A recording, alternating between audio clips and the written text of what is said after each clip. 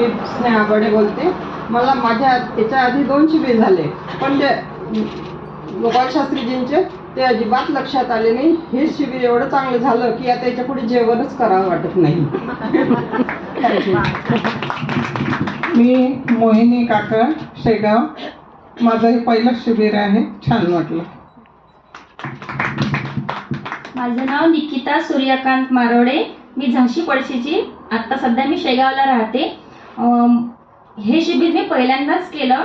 मला 2 दिवस खूप त्रास झाला आणि आता एकदम बरी आहे, फ्रेश आहे. आणि मी आजपासून जेवण एकदम कमी केलं. पोळी तर बंदच केली. तुला जो त्रास झाला त्याच्यानंतर तू काय केलं ते सांग. फक्त लिंबू, पाणी आणि गूळ एवढ्यावर 3 दिवस मी त्याच्यावरच होती. माझं 3 किलो वजन कमी झालं.